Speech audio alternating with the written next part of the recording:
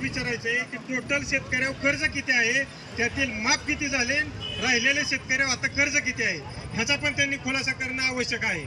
त्याचबरोबर आपल्या इंदापूर तालुक्यातली तर परिस्थिती तुम्ही बघत आहात. केळीचं वादळ, एवढं मोठं वादळ झालं, केळीचे नुकसान झाले. 5-5 दिवस गावाच्या गाव अंधारात होती. प्रशासकीय यंत्रणा आपल्या इंदापूर तालुक्यातली काही झोपली होती का? तिथं जाऊन तिथल्या जनावरांचा पाण्याचा प्रश्न असेल, पिण्याचा पाण्याचा प्रश्न असेल, टँकरची व्यवस्था करायला पाहिजे होती, पण कुणीही तिथं आलं नाही. आले फक्त बघण्यापुरते आले, पंचनामे केले आणि प्रशासन निघून गेलं. माझा तर असा स्पष्ट आरोप आहे, जनतेत सुद्धा चर्चा चालू आहे की बाबा आपल्या इथं तहसीलमध्ये जी सर्वसामान्य जनता जी हेलपाटे मारत आहेत त्यांची कामं वेळेवर होत नाहीत. पंचायत समितीत तीच बोंब आहे. आरोग्य खात्याची दिसदशा कशी झाली तुम्हाला पण माहिती आहे. तर ही अशी शेतकऱ्याची हालत इथं असताना आज शेतकरी एवढं स्वस्त आहे, 8-8 तास लाईट नाही, अशातून पिकं उभा करतोय. शेतकरी जर उत्पन्न वाढलं तर त्याला कर्जमाफीची आवश्यकता नाही, शेतीला हमी भाव दिला पाहिजे. त्यासाठी आता केळी पडली, त्याच्यात 25, 25, 30 लाख रुपयाचं शेतकऱ्याचं नुकसान झालं. गोळ्यातलं पाणी शेतकऱ्याचं राहत नव्हतं. अशा परिस्थितीत आज पंढरपूर येथे जे कर्जमाफी सरसकट म्हणजे विनाट 2 लाख असू द्या, पण विनाट त्यांनी अटी घालायच्या. 2019 पूर्वीचं नाही, 2019ला माफीत बसलेला नाही, म्हणजे तो काही शेतकरी नाही का?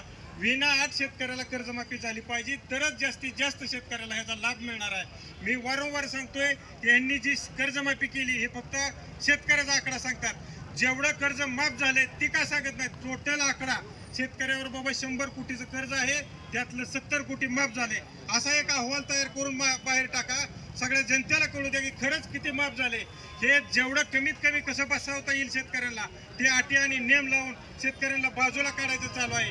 आज असल्या रखरखत्या उन्हात सुद्धा शेतकरी आणि महाविकास आघाडीचे पदाधिकारी केवळ शेतकऱ्यासाठी, आज कुठलंही इलेक्शन नाही, आज खडक वाचल्याचं पाणी तुम्ही बघतच आहे, पाटघरचं पाणी, इथली शेती जळून अक्षरशः एवढं शेतकऱ्याचं नुकसान झालंय की भयानक परिस्थिती निर्माण इंदापूर तालुक्यातली तर झालेली आहे. तुम्ही स्वतः बघताय. आता अर्धनग्न शेतकरी आंदोलन करायला लागले इंदापूर तालुक्यातली. उजनीचं ते आता कुठं आवाज कंपनी आली, त्याला ही उजनीचं क्षेत्र द्यायचं चाललंय. किती शेतकऱ्यावर तुम्ही अन्याय करणार आहे? जो आता ह्याचा आपल्या रोड काढलाय बघा आता शक्तीपीठ, शेतकऱ्याला नको आहे तिथं, पण या सरकारने ड्रोननी मोजणी चालू केलेली आहे. शेतकऱ्यावर हातोनात अन्याय चाललेला आहे. ह्या अन्याय थांबवण्यासाठी आणि कर्ज माफी सरसकट मिळवण्यासाठी आम्ही इंदापूर तालुका महाविकास आघाडीच्या वतीने हा रस्ता रोको करून सरकारचं लक्ष वेधण्यासाठी केवळ आम्ही हा रस्ता रोको करत आहेत.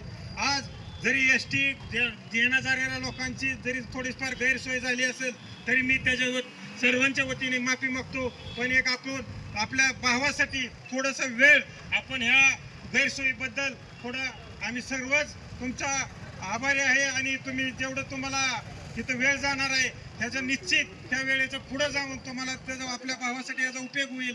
एवढंच बोलतो, थांबतो. जय हिंद, जय महाराष्ट्र.